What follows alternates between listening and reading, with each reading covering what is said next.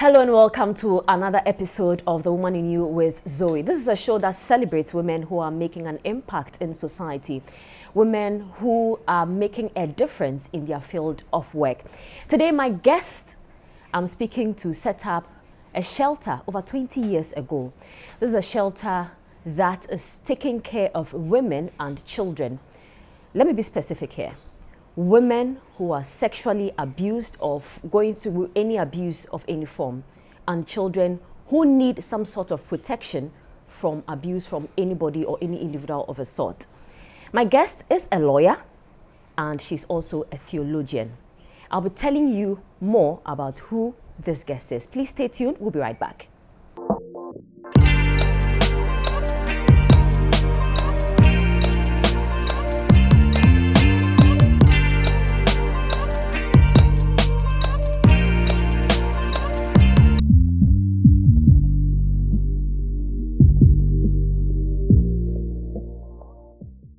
You're welcome back to The Woman in You with Zoe. My name is Zoe Ado.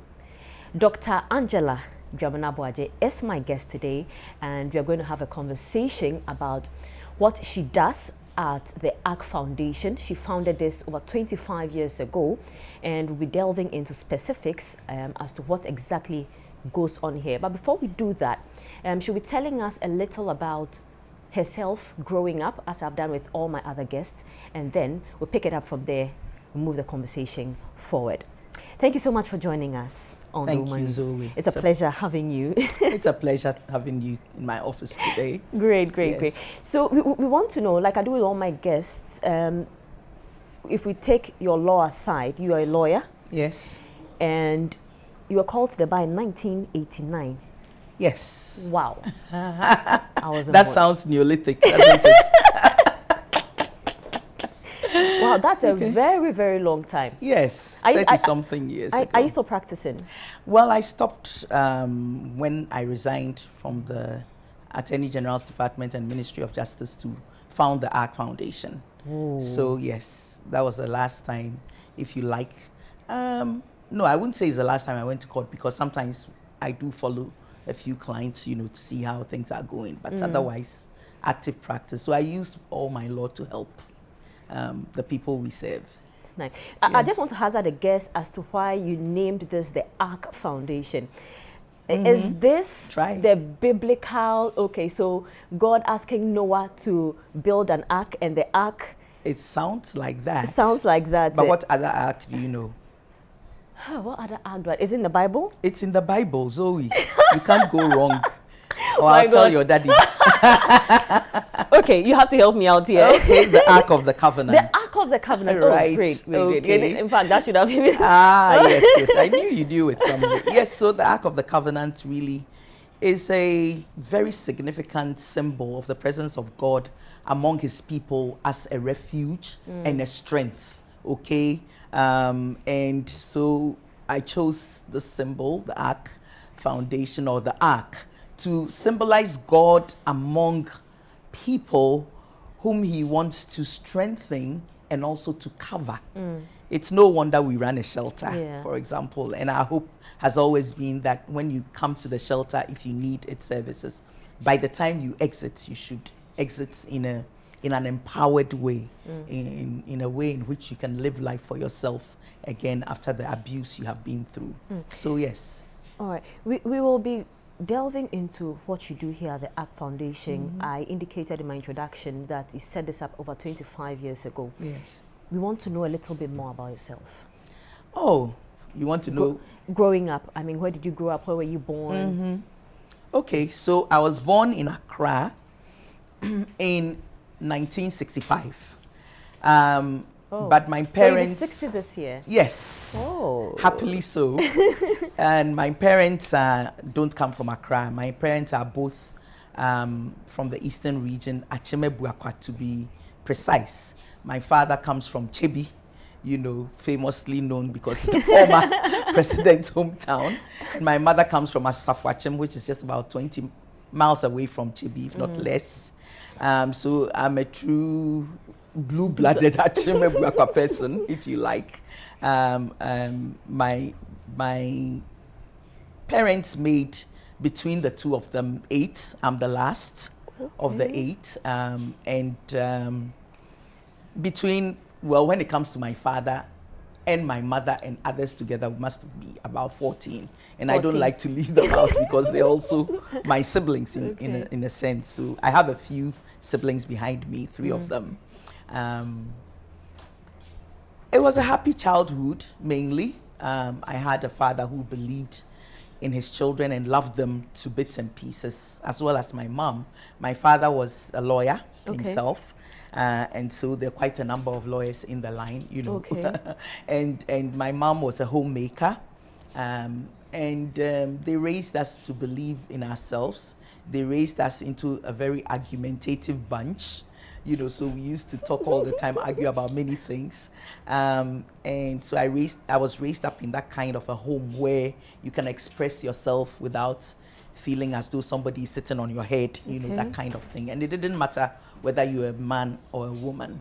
But I was also raised to see that between my mother and my father, who were born in similar circumstances, one got to become a lawyer, the man, but she could only become a homemaker. Not because she wasn't intelligent. In fact, I still believe she's much more intelligent than my father. But because in those days, you know, women could only aspire to so much. She wanted to be a teacher, but when she finished standard 7, her family said, no, Equia, who will marry you if you go to college? You know, and so even though she was packed full of intelligence, I would say, and she used to read everywhere. The kitchen, in the bathroom, my mom is reading. She could only, you know, be a homemaker, later a baker. And so immediately I was picking up the differences between men and women in our cultural spaces, in our family space, and so very quickly as I grew up. And I think that's also formed a lot of what I'm doing today. Now. Yes.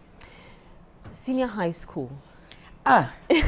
So let me start with my primary school, Harrow International, Abeka, Tesano, and then on to Infantsman Girls, secondary school, which was a bit of a strange thing because all my big siblings, and I have 5 female siblings ahead of me and 2 boys, and then myself, went to Holy Child. One way or the other. Yes, so I was due to go to Holy Child, but for some reason, my teacher thought, no, take Wesley Girls, which I missed by 2 marks. Ooh. And so I had to end up in Infantsman Girls Secondary School. Now people call it Man Site, very interestingly.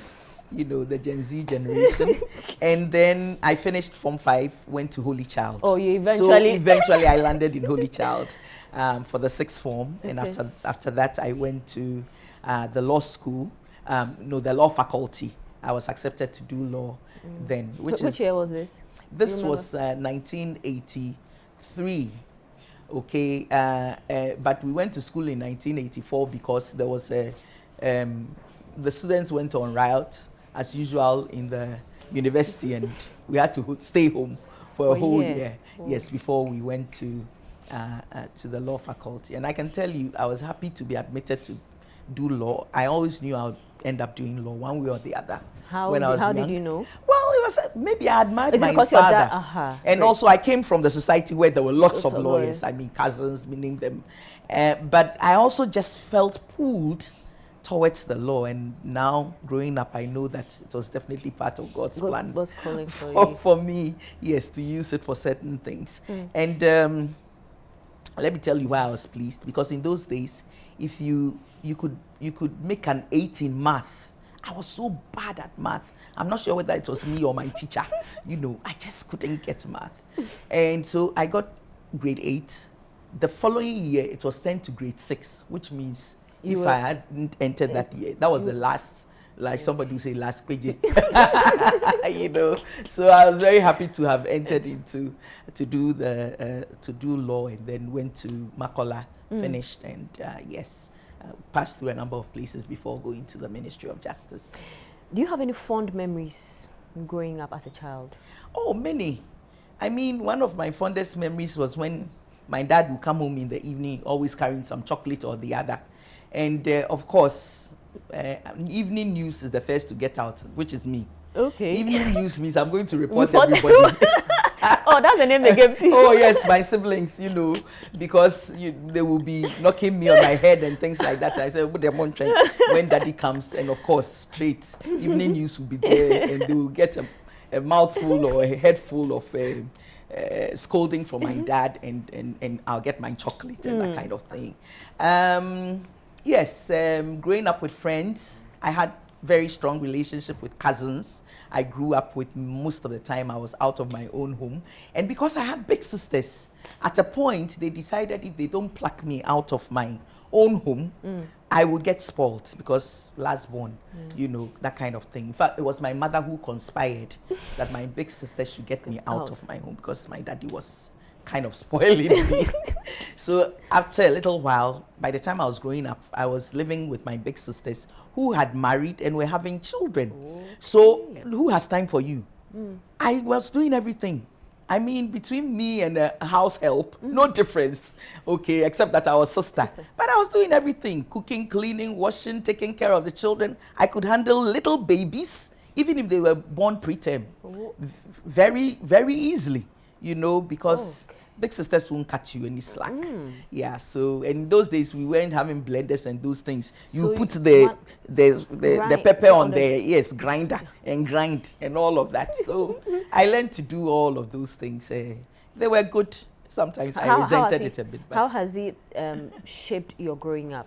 How has it helped? I think that's part of the reason why I do several things at the same time, and sometimes I get dizzy. I'm not sure how I do it, you know, because you have a family of, let me say, intellectuals. All of them, you know, my biggest sister was an educationist for a very long time. Then the next one is a doctor. The next one is a lawyer. Whoa. And an army officer, same, and then a public relations person, and on.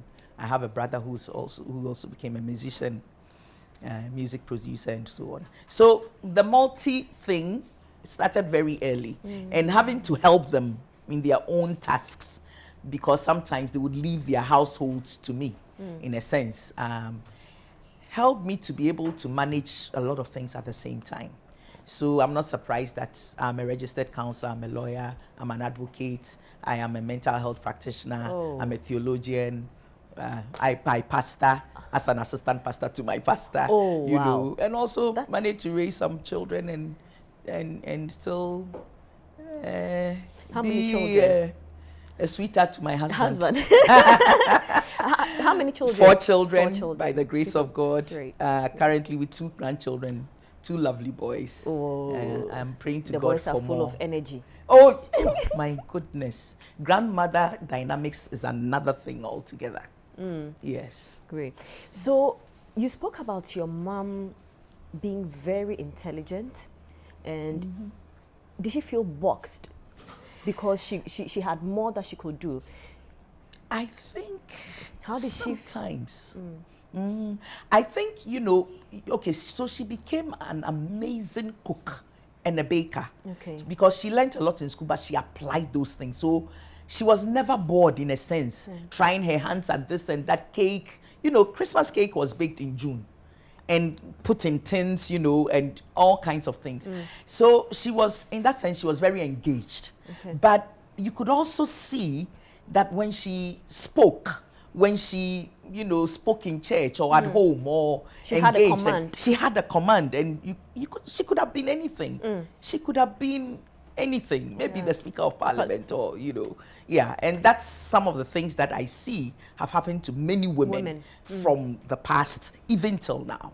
All right, so that brings me to my next question, but we'll take a quick break, and when I come back, I'll ask you about how you felt when the Affirmative Action Bill was passed last year. So you're still watching The Woman in You with me, Zoe Abube Eduardo. We'll take a quick break, we'll be right back.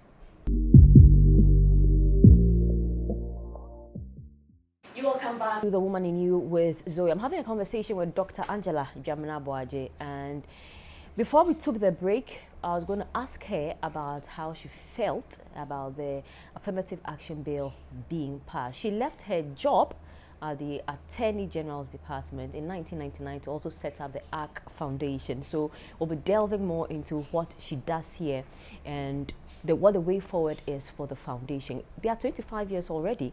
How has the journey been so far? You're welcome back. Thank you, Zoe. All right, so I was asking, how did you feel the Affirmative Action Bill, it took so many years? Well, not too surprising, because a lot of legislation around women and other, like children, they always take a long time. The cultural resistance is always there. So it takes a long time to convince people that this is a just thing to do. So we're happy when it was passed after so many years. 1998, that was when the whole movement started around affirmative action in Ghana.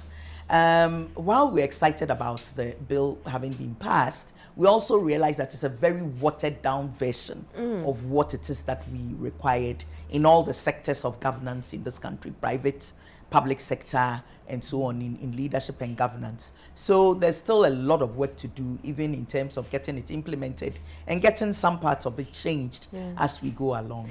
Same with the Domestic Violence Act and so many others, yeah. Which parts are you hoping will be changed? And for example, the political inclusion side, where we should have demanded that political parties should even show they have a certain percentage of people to qualify for registration of their parties for the next elections, which is done in many other countries, because they know culturally, if you leave it to people, it won't happen. Even women find it difficult putting themselves out because of all the cultural reasons that have been put out there. Look at the, what do they call them, Council of State election. How many women even? We had only 10 women out of 155. Exactly. And so how many are going to get in there unless the president does a sort of an affirmative action in his appointments? That's what you're going to do. And it's not because they aren't capable women. At this point in Ghana, we have produced a lot of women across sectors who are capable, intelligent, and willing to do it. But we should know we haven't dismantled those cultural, things, that the conditioning that keeps people from stepping forward, or even when they step forward, the kinds of things that are thrown at them. So we need to be sensitive to these things. So we're excited, but there's a lot of work to be done. All right. So I want us to touch on your foundation, the ARC Foundation. Why would you leave the Attorney General's office to set up a foundation? What triggered that move? Well, and not just the Attorney General's office. I could also have gone into private practice or corporate law and all of that, and done well. But I just think that there was this passion that was burning in me right from growing up, like I said, picking off what's going on in society, the injustice when it comes to boys and girls, women and men, in every sector. Politics is there, in the religious sector it's there, at home it's there, and so on and so. In school, it's stuck. I remember one day walking up to take a date for my senior. Before I went to the Attorney General's, I worked with, and then the public tribunals were there. Okay, so I walk up the stairs. It was in the Parliament House, and here a group of men, about 8 lawyers, older lawyers, sitting in a corner chatting. The moment they saw me, one of them said, "Hey, very interesting. Are these young people, young ladies coming into the profession? When we were growing up and we were in school, there were very few women. In fact, my class, I had only one woman, and she was ugly too." Oh. Yes. And this is late 80s, okay? Yes. Going on to the 90s, yes. Ooh. And so it tells you where we've come from. That there were many places where women were not expected to even appear there. To the point where some public institutions didn't even create toilets for women because they were not expected to come there. Okay, so the ARC started on that note. Why should it be so? Why should two people be created by the Creator with all, created in His image, His likeness, given shared dominion and everything, and because we have been bad and it's being corrected, we should be behind? No. So how can I help? So we started with a lot of advocacy on discrimination, and then the issues of abuse started coming up. Because sometimes I'll go and speak at a radio station, and come out and there's a woman waiting for me. She dropped out of the trotro. She heard me saying, you know, women cannot be beaten just because they are women. She says, I'm being beaten. What should I do? That's when the ARC thought that, no, we can't just talk. We have to put in services. The shelter service, the counseling service, the helping through the courts, the police, and so on. So over the period of time, what we have done primarily is to offer to abused women suffering from domestic violence, sexual abuse, and so on, young women as well, and children, sometimes of the abused women or other children, a refuge, okay, where we can offer them a range of services that they would otherwise not be able to go through that easily, and also even give them a hiding place if they are running from danger. And believe you me, there are people who have been running from danger. Yes, if they get them, if they don't die, they will be maimed for life. Quite interesting. So I understand that your shelter is at a coded location, because usually when you tell or expose where the shelter is, it may cause, as is the best practice everywhere. Yeah. It will cause a lot of problem. Now, these women you talk about, are these women who voluntarily, you said what when you used to speak, somebody would just come just after a radio station, but you've set up a non-governmental organization now. You have an office. Do people coming here to report? Yes. If you opened your eyes very wide, you probably see that. I did. Exactly. I did. Right. I mean, coming to the office, I saw a young lady. Right. Who was. Yes. So people come to report, or they call our hotline. Okay. Okay. Or they are brought to us by agencies, the Department of Social Welfare, or the police CID, or the police DOFSU, or other NGOs. Oh, yes. And sometimes neighbors. Neighbors can rescue somebody and bring them. Yes. Has there been a point where you've had to forcefully go and rescue someone? Yes, especially in the COVID time. Wow. Yes, because, you know, the person was being abused, and there was a distress call from Kumasi, but the case was happening here. And the case was happening in Accra, but the distress call came from Kumasi, you know, and yeah, we had to find our way through all the restrictions and so on, get this person. It was really a tough time. And even then, admitting somebody into the shelter was difficult because they had to be tested first. Yes. Otherwise, if they had anything, it was quite scary in those days. Was there a rise in abuse, domestic violence during the lockdown period? Yes, and if you spoke to DOFSU, for example, you would find that lots of people reported abuse, child abuse and domestic violence, because they were in close contact with each other. Yes. Maybe abuse was already going on, and often it does because it's cyclical. But once you go to school, or you go to work, at least you are away from the abuser. But now you are stuck together, and everybody is already irritated. And so yes, it gave a rise to more cases. And sometimes we had to go in and rescue somebody in distress, or some people who were being thrown out, and so on and so forth. Yes. Quite interesting. Can you tell us some of the stories you've encountered here? Wow. Just a few of them, just to have an understanding of.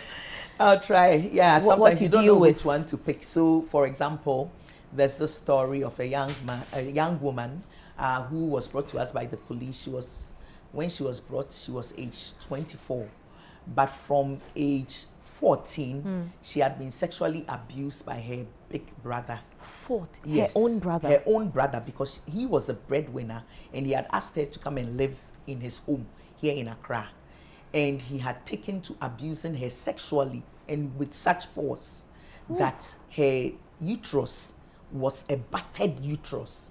This is one of the cases where you get a doctor saying, I don't care where this case will be prosecuted, wherever it is, I would want to be there to testify. And you could see the force of the battering on the uterus because of the way in which, you know. And interestingly, the first thing, in those days, the police were not very sensitive. Hopefully things have changed. They asked, why did you stay so long without coming to tell us that this was it? Why didn't you come and tell us? And of course she said, I was afraid. And we should know that people in such situations are really fearful because they are threatened and so on.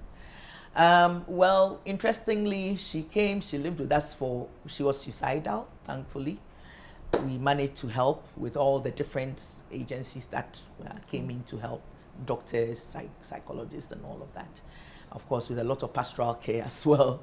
And thankfully, she came out of it, happily learned to become a fashion designer. Great. Got married, has Great. 2 children, Oh. working on it. So that's one of the cases. I can tell you also about one that's not too long ago, of a young girl who was brought to us. What had happened, her mother had a boyfriend, and the boyfriend had impregnated both her mother and daughter. herself. Yes. Whoa. And she was only 13 at the time. Yeah. So she was brought over to us to help, and she's currently in our care. Okay. So at the time her mother was giving birth, she was giving birth, but in different places because of the stigma and all that would go on. The police managed to arrest and prosecute him. We always don't get those outcomes, but sometimes we do. Okay. I can talk about another girl who was being sexually abused by her father. Over a period of time, again, she got to hear of us. Somebody brought her to us. She had lots of psychological problems. Couldn't sleep because, you know, whenever she's sleeping, she gets these nightmares of being attacked over and over again. Again, went through a whole process, lots of processes. There isn't enough time to talk about all of them, but she stayed with us for a long time because there was no family to take her back. Her only family, maternal grandparent, rejected her because she had disgraced the family. How so? Yes, because it's like, how dare you go say your father has been sleeping with you? That's a disgrace to the family, and it's not surprising. The other case I related to you to was rejected by her own siblings. Wow, you have a lot of work on your hands. Oh yes. So that's the nature of the cases we have. Again, thankfully, she managed to finish the teachers training college. Now it's the colleges of education, and she married. I was the mother of the bride. Oh. My husband was the father of the bride. Oh, nice. I have a granddaughter called Angela. She was named after you. Oh yes. Oh. Oh yes. And she looks like me, you know, very nicely. It's work that is very. I can't ever say it's tedious, but it's difficult. You're dealing with people who are bruised and battered and afraid, and if you don't have grace, sometimes the outcomes are like, wow. I'm not sure it's just because of what we did. Yes. There must be a divine hand on this case as well. Because when you see people emerge, come out of their shells, and are able to take up life for themselves, it's something to see. You mentioned a few children, but what just a few of the children that go through abuse. What are these forms of abuse apart from the sexual? All kinds of abuse. So I remember here, was it in this office or the other one, where a child was rescued by neighbors and brought to us. This is a barely 3-year-old child. And you could see the wounds on her back, healed wounds and new wounds on her back. 3-year-old. And what was the reason the reason is that her father said she's disobedient because they live in a compound house, and anytime somebody cooks, she goes there to ask for food. What's a 2.5-year-old little girl to do? So he used to use the back of the brush, the hard back of the brush, to beat her up. And I mean, if you see the welts, and then you see this is beating, cruelty. And so, of course, if you even suspect child abuse, you're supposed to report when you see it. So we had to take it to the police. While we handled the other aspects of. And funnily, somebody called me from the police, not the police, a pastor, saying, "Oh, Mami lawyer, you know, I'm interested in this case. I mean, and can you?" I was livid. I said, "Won't you let him bear responsibility first, and know the impact of what he has done to this girl, who is going to grow up with this trauma on her mind?" It's something I want her to deal with, because you're a pastor as well. Yes. And usually you have people blame the church for some of these things that go on, because once it gets to the church, you say, "Oh, same way there, we can deal with it at home. So why should it go to the police? Why should it go to..." And interestingly, your master's research topic was on spousal abuse. Yes. And you the discovered church. it. Yes, I discovered that. Yes. Spousal abuse. I'm very Abuse in the church, interested. yes. What were your findings? Many. The perceptions that the church has concerning abuse, it's like a conflict, like every marital conflict or relationship conflict. It's not. Abuse is very different from a conflict at home, which we all have. If your marriage is boring, then you have no conflict. But you know what I mean, yes. Abuse is one person actually dominating another person, not giving them a chance to thrive, and saying, I dictate what you do, where you go, who you see, and if you don't conform to what I'm saying, I will let you see, I'll express it physically and sexually, or by other means, okay? So if the church doesn't understand that is abuse, and they treat it like, anybody's domestic conflict, that's where we get it wrong. Because you can settle domestic conflicts by using the usual approaches of counseling and so on and so forth, mediation, which is fine. But people have died who have been abused. The church came in, treated it as a domestic conflict, and have died. One of the cases I was asked to advise on when I was in the Attorney General's was a woman she was seen at the bottom of the flats where they lived. And everybody knows, when I studied the docket, I could see the cycle of violence. It's usually a cycle. Because she had been beaten, they will cut her with louvers, things like that. Then the church will come, pastors will come, it's okay, let's solve it. It's fufu and abenkwine, apologize, that kind of thing. And usually it's a woman who are made to apologize. I have to be stressed. Sometimes men too suffer violence, but a lot of the brunt goes to women. And then it will happen again, because that's the nature of abuse.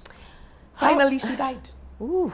Yes. So the church is both a haven, and it's supposed to be a haven and a place where we confront sin for what abuse is sin. The Bible talks about it. God says, I hate people who commit violence. Okay, these things are things we need to know. And the prophets were always talking about injustice, particularly against the vulnerable. So we should understand these and know how to approach it. Then we will be helping more than harming. Okay, we'll be helping more than harming. All right, so we've spoken about what you did for your master's.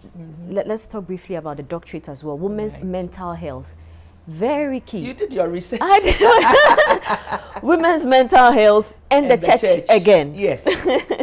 So my heart is church, because we are the body of Christ. If we talk about church, I can't stand apart from it. And that's why I always pray that the issues around righteousness and justice, which fills our prophetic books and which characterize the life of Christ, if you like, okay? This morning I was reading Isaiah 42 that says that he will bring forth justice for truth, and the coastlands shall wait for his law. I am interested in getting the church to think along these lines as well, because the Great Compassion is part of the Great Commandment as well as the Great Commission. Okay, what you do with prisoners, with a stranger, with widows, that's the Great Compassion. So mental health, one, because I experienced a time of deep crisis of I don't know where it came from, mental distress in my life. And also the fact that in my work, the impact of abuse itself produces... It takes a toll on you? Exactly. It produces on the people who have suffered abuse, trauma, mental health distress. And so I wanted to see how the church responds to, one, does it understand if it should see that this is a mental health issue, or are we just going to treat it the usual way with maybe prayer, deliverance, or we'll find a holistic way of, because we are spirit, soul, and body. And when one suffers, all the three feel it. So how are we going to do it in such a way that we can help people out of their distresses, especially women? Because again, you find in the numbers that lots of women, mostly through relationship issues, get into mental health challenges and so on. Yes. So that was my aim. I found lots of interesting.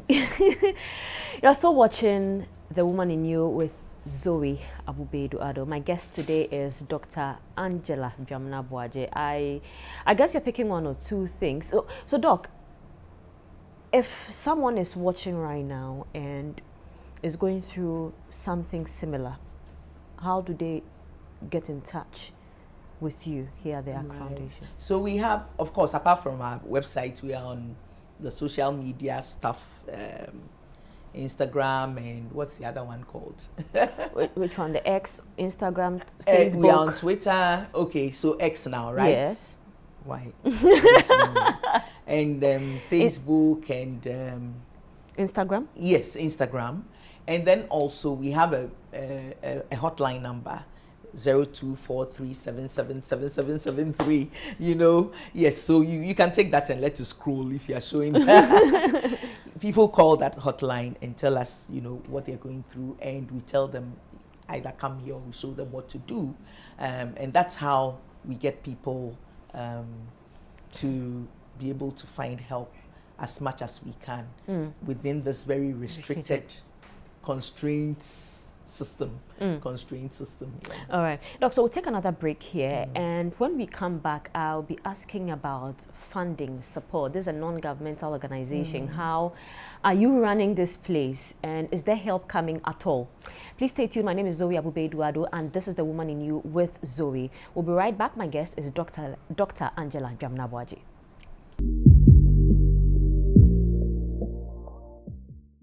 Thank you for staying with us on this episode of The Woman in You with me, Zoe Abubedu-Ado. My guest is still Dr. Angela Dwamena-Aboagye, the founder of the ACK Foundation, and she's been telling us about what exactly they do, and which is basically to cater to the needs of women and children who are abused or going through distress in one form or the other. I want to ask you now about funding, because this is a private business, in quotes, that you are doing. An NGO. Yeah, non-government. Yeah, non-profit. And you are helping so many people out there. Do you have an idea of how many people have passed through your shelter? Oh my goodness. Well, total support, because we also have the crisis center, then the shelter. In fact, we have a transit as well. Okay. Right. Oh, since we started, probably upwards of 5,000. Wow. Yeah. More than that. That's. And how do you fund these So, women? okay. But before you talk about the funding, is this a permanent shelter? How long do people stay there? Okay. So the official time is 6 months. That's what the law says. Okay. But this is Ghana. We have no transitional shelter arrangements here, nor anything. So it's come to case by case. So what we do is that at every 6 months, if it's not time for you to leave, or police haven't finished, or prosecution is still going on, or you know, something or the other, there's nowhere for you to go in the interim. We have to tell the Ministry of Gender through the Domestic Violence Secretariat, and so they approve. So you're working with all these agencies? You have to. And I mean, what's the support like? Because police, courts, social services, that's social welfare department, anti-trafficking unit, because they bring us trafficked females. Who else? Yes, other NGOs, the Ministry of Gender through the Domestic Violence Secretariat. Yes, you have to. So how I want to ask how government, local police. Yes, I mean, I get it. I'm surprised you have all these, which is mandatory to do. But what is the role of the government in even helping, since you have their agencies or working with us? Yeah. When it comes to money, let me say that it was only last year that we got 30,000 Ghana cedis from the government through the Domestic Violence Fund. And it isn't as though we haven't asked. So I'm saying it again. We've asked a number of times. We've been to you know, the Ministry of Gender. I know they have their own constraints, but the Domestic Violence Fund has been set up under the Act. And now that the government has been giving it money, we expect that those of us who work on the ground should have more support than we are getting. So I think it's something, it's a whole conversation to have, because the work we do it, let's say, on behalf of the government, and the government agencies are the primary users of our skills and our facilities. Okay, so this is something that we expect, and I am hoping it will change from this government going forward. I don't want it to be just because one government came in. It's been like this over the governments. So I hope it's going to change now, with a female president, vice president, and a few more women in power, and also going forward, whichever government comes, because this is a critical service. In the past, we were funded by a number of international organizations. We had a good funder from the Netherlands. But when Ghana became lower middle income, a lot of donors that do work like this went to places where they see there's more conflict, you know, more instability and so on. They think Ghana is fine, constitutional governance, everything, you know, the government will take care of its own. But that's not the case, actually. So we found it more and more difficult accessing funding for services. You know, you need to take somebody to the hospital because they are hurt. You need, the person has no national insurance. You have to register them on it. You have to take them to antenatal care, bring them to the police. You know, sometimes you come to the police, even car to go and arrest or to go and show where the perpetrator is. They don't have. You have to find ways to do all of these things. So that's where we're getting funding from. But as I said, it went down. So we started from 2015 coming forward with what we call crowdsourcing. All of you here can come onto that foundation of givers, is what we call 200 a month, 100 a month, 1,000 a month. Then occasionally a Stanbic will come in with 20,000, Vodafone will come in with 10,000. You know, that's how we have lived. So our budget is so small, and it shouldn't be. The people I work with are fantastic people. If I tell you what we take at the end of the month, and we keep doing this, it can only be because God is helping us. I can't explain it, if you know what I mean. Yes, we need to have that changed, and that's why I've thrown out the appeal to the government again. And I'm not only saying it on the media; it's also because we'll be following up again. And we also hope that more Ghanaians will see the need to support. If you look at the outcomes of our work, that's where, you know, the pride is, if you let me put it that way, that you have been able to support somebody to lift up their lives again. And you can see it. So it means that it's work that is worthwhile. So a lot of people we are asking, come and join our foundation of givers. It's still that same hotline. If you want to do Momo, we also have our accounts and so on. And yes, we've been going by the 200, the 500, and so on and so forth coming in, and the few corporates that come in from time to time. Occasionally the church does, your dad did. They call us and they give us some funding to go by. But the costs are also high. Working on one case per month.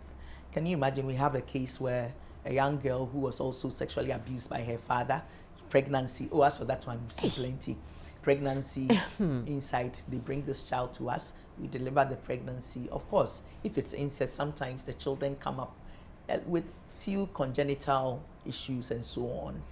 They are not as strong. And we have to bear all these costs, physiotherapy costs, you know, and all of that. Take them to school, because right now father is in prison. They managed to get him because DNA showed it was him. And judge did he deny? Yes, originally he denied it. Judge gave him 20 years, and he said he will never mention where the girl's mother comes from. So we have no contact whatsoever. She lived with him throughout her growing up years. So for a case like this, where will she be? In the shelter? Yes, she's there. She's been enrolled in school. Her child is also there. Okay, and she will, as long as we can trace family, she's with us. You. Wow. Yeah.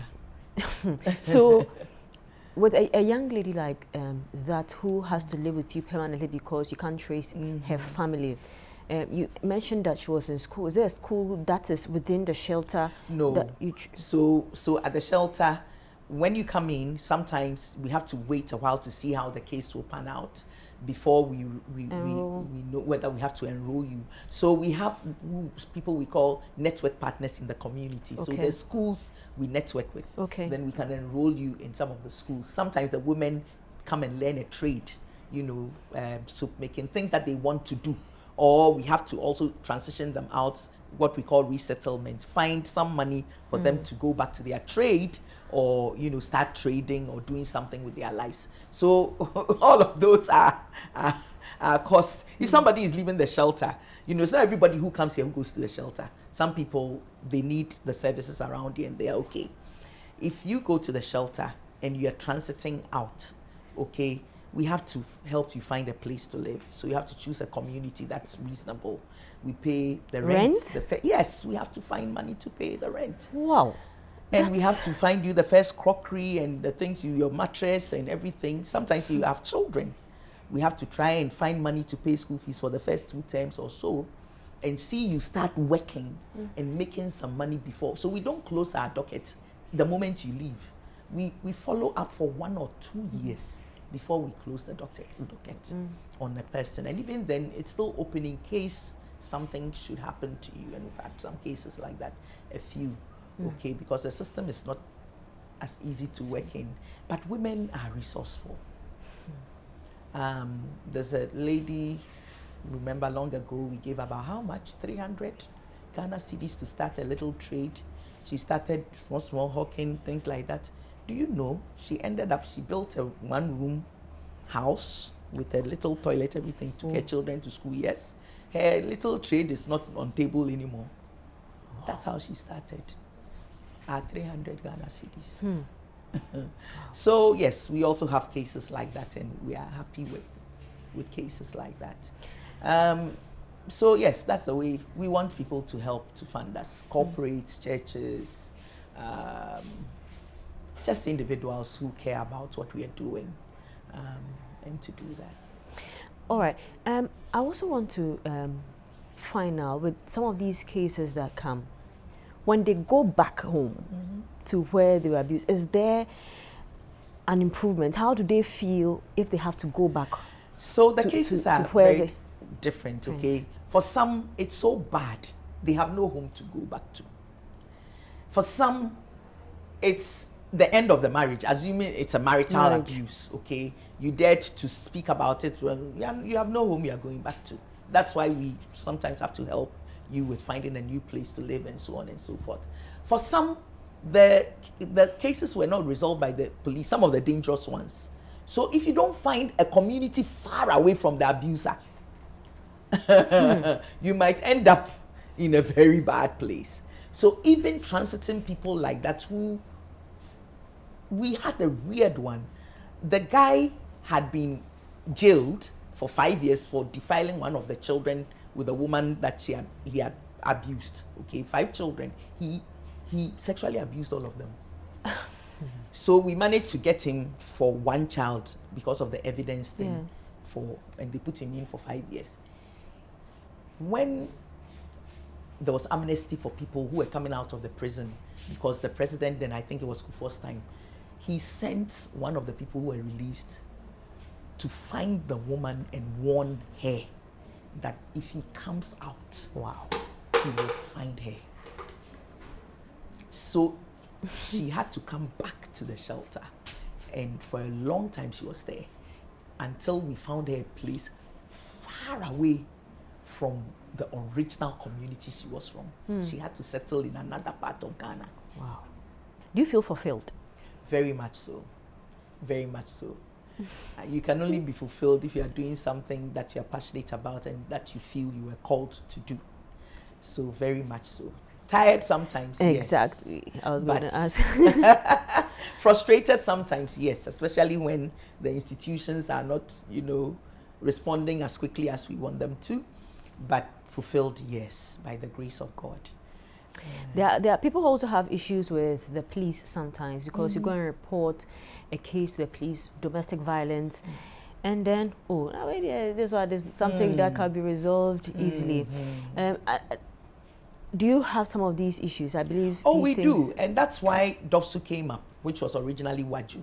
It was the cry of advocates, and we were all part of it. Betty Modi, Bisu, named them the loads of lawyers, female lawyers, and some men who agitated for a specialized police service unit for gender-based crimes.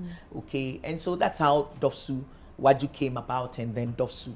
We wanted the police to begin to pay attention with more sensitivity and training towards these issues, because they are very formed within our culture. Okay, so the Waju, that's Women and Juvenile Unit. So you wanted to make it, you wanted to make, because violence is violence, and not only women. Exactly, that's why then they changed their name to DOFSU. Domestic violence and victim support, so we can cover men, women, boys, girls. Yes. Okay, even though Waju was still taking care of guys, but the name sounded a bit exactly. So, and even now that it's expanded into the regions and a lot of districts, and some of the officers are terrifically good, let me put it that way, because they have a sensitivity to do these things. A lot of them too carry on as though we are back in the same old policing. You know, we are fighting armed robbery. You are coming to tell us, say, I will say, yeah, some of them do that. We still have those cases happening, and sometimes the people that you've sent to see the police or even accompanied, they come back with these stories that the kind of treatment they got from the police is something that you don't want to say. But that's not to say some of them are not doing exactly well. Some of them are, and that's not to even single out the police. I mean, all the agencies that you work with. Do you have? Is there a point, or has there been any point where you've had to meet heads of these agencies to really pour out your heart about the things that go on? Oh yes. In the past, not too distant past, we used to have even meetings. We had network meetings where the police, social services, NGOs who do this work, would meet and think about, so how do we improve the practice and so on. But these were all NGO-led efforts. Okay, so the ARC and other organizations will try to come up with these networks involving both state and non-state agencies. So we'll do some case management, how do we improve our systems and so on. And we were hoping that with the passage of the Domestic Violence Act and the policy that went alongside, they will be taken up into a more formalized system. But and that's something that I want the Ministry of Gender to pay attention to. Okay, so if it isn't that maybe I know that police officer in that station who can help, or a doctor here who can help, and so I can write to a referral, sometimes these cases just fall through the cracks, unfortunately. So we don't get enough of those, because we were hoping it would be taken up into the system. And we are NGOs. We can't keep calling state agencies, come and sit down and let's talk, that kind of, not that they won't come, but it's not effective, it's not efficient. We need a more formalized approach, and it's in the documents, it's in the policies, it's in the frameworks. Ghana has loads of those things. We just have to get them working. Yeah. What would be your final words to people listening? You need a lot of support. We do. Loads and loads of support, because of people we support. Yes. So maybe if you have final words you would want to share with us, and maybe appeal to touch somebody's heart, to see that the extent of work that you do here is very enormous, and you really need funding to get moving and do what you do here. Well, thank you for the opportunity, Zoe. I think what I'll say is that what we do basically is about us. It's about people we have lived with, people who are in our communities, girls like our sisters, our little brothers, and so on. And yes, we've seen lots of sexual abuse of boys too. And so it's our appeal that people would come and help us to do this. We have our foundation of givers. You can become a giver. Just find us on our website, or one of those places online, and our hotline and come and support us. We're also appealing to the government to make us part of, look at us like an agency of state in a sense, even though we are non-profit. In other jurisdictions, it's done. Money is actually given to organizations such as us who work on these cases, and that's our human development, so you need to pay attention to it. So yeah, come and help us, churches, even academic institutions. This is a good space for you to support us, City FM, and I'm sure we can creatively think about other ways in which you'll be able to support us. Yeah. Thank you so much for speaking to us. Thank you. On the Thank show. you, Zoe. This has been The Woman in You with Zoe Abubeduado, and my guest today was Dr. Angela Dwamena-Aboagye, who is the founder of the ACK Foundation. That'll be all for this episode. See you next time.